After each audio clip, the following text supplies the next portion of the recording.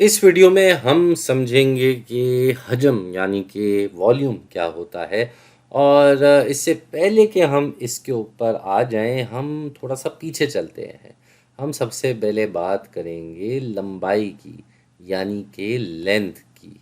तो ये क्या होती है भाई? सीधी सीधी सी बात है, अगर हमारे पास कोई भी एक अतराफ या लकीर ऐसे बनी हुई हो तो उसका क्या नाप होता है, ये लेंथ या लंबाई कहलाई जाती है।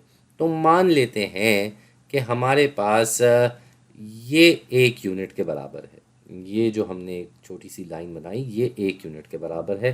तो ऐसे कितने यूनिट मिल के ये लेंथ के बराबर होंगे? तो हम इसके आगे एक और 1 यूनिट लगा देते हैं। अभी भी ये इस पूरे तक नहीं आ रहा, फिर एक और यूनिट लगा देते हैं। अभी भी थोड़ा सा फासला रहता है, तो हम एक और यूनिट लगा देते हैं।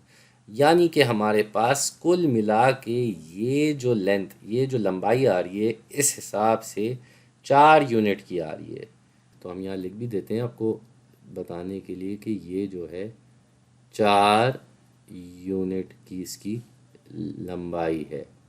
ये हमारे पास आ गया। अब लंबाई तो हम समझ गए। इसके बाद एक और चीज़ आती है जो हम समझना चाहेंगे, और वो होती है रकबा, यानी कि एरिया। ये क्या होता है भाई? इसको समझने के लिए हम अपने सामने एक शक्ल ले आते हैं। ये हमारे पास एक शक्ल है।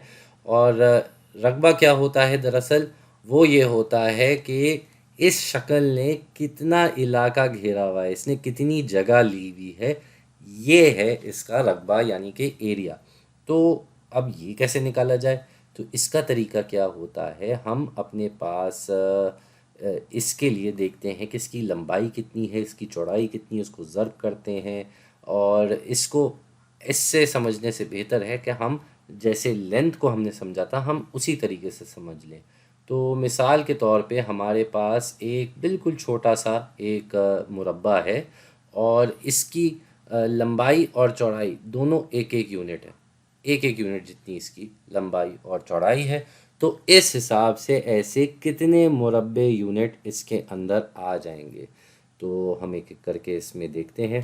सबसे पहले ये एक मुरब्बा इतना ही इसमें आ गया, फिर ये दूसरा मुरब्बा इसके अंदर आ गया, ये 3 मुरब्बे हो गए। तो अभी हमने 3 मुरब्बों से इसको भर दिया है। ऐसे और कितने मुरब्बे आएंगे? ये 4, 5, 6, अभी भी ये पूरा मुरब्बा नहीं भरा।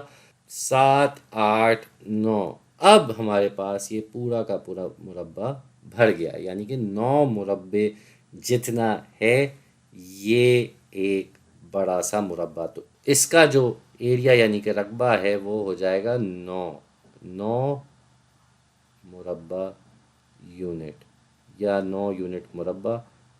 ये इसका एरिया यानी कि रकबा हो गया। और इसको हम ऐसे भी देख सकते हैं कि इसकी, हमने कहा था कि इस छोटे मुरब्बे की लंबाई और चौड़ाई 1 यूनिट है। तो यहाँ से भी ये 1, 2 और 3, तो इसकी लंबाई 3 यूनिट हो गई। और इसी तरह इसकी चौड़ाई कितनी हो जाएगी? ये भी हो जाएगी 1, 2 और 3। और हमें पता है कि लंबाई और चौड़ाई को आपस में ज़र्ब करके रकबा यानी कि एरिया निकलता है। तो 3/3 करेंगे तब भी हमारा जवाब 9 ही आएगा।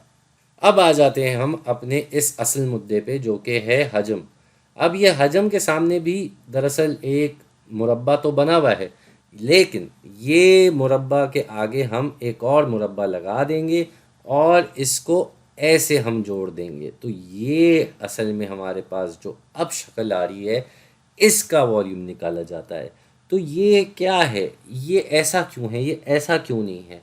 तो इसके बारे में मैं आपको ये बताता चलूँ कि लंबाई जो होती है वो एक जहती यानी कि वन डिमेंशनल में निकाली जाती है। तो ये एक जहती में ही देखा जाता है। ये लेंथ जो होती है या तो आगे जाती है या पीछे जाती है, ऊपर नीचे नहीं जाती। तो इसीलिए ये वन डिमेंशनल यानी कि एक जहती की चीज़ है। फिर हम आते हैं एरिया, जो हमने भी समझा। इधर हम देख रहे हैं कि हम आगे पीछे भी जा सकते हैं शक्ल में, और ऊपर नीचे भी जा सकते हैं। तो यहाँ हमारे पास दो जहती यानी कि 2 डिमेंशनल है। और तीसरी जो हमारे पास चीज़ है हजम की, ये होती है 3 डिमेंशनल यानी कि 3 जहती। और ये क्यों है? कि इसमें हम आगे पीछे भी जा सकते हैं, ऊपर नीचे भी जा सकते हैं और अंदर बाहर भी हो सकते हैं। तो इसीलिए ये जो है थोड़ा सा मुख्तलिफ है। अब हजम वॉल्यूम होता क्या है, ये कहता है कि भाई इसके अंदर पूरी कितनी जगह है, कितना इसके अंदर सामान भरा जा सकता है, समझें, ऐसे ही समझ लें आप इसको। तो ये जो होता है हजम यानी कि वॉल्यूम कहलाया जाता है। तो इसमें भी हम उसी तरीके से काम करेंगे। हम इसके अंदर एक मौक़िब ले आएंगे जो कि कुछ इस तरीके से होगा, और ये अंदर कितने भरे जा सकते हैं वो हम भर भर के देखेंगे कि इसके अंदर क्या वॉल्यूम आ रहा है। तो आपके पास जब भी एक इस तरीके से तीन जहती शक्ल आएगी तो उसमें आपसे एरिया या रकबा नहीं मांगा जाएगा, आपसे वॉल्यूम मांगा जाएगा, हजम मांगा जाएगा।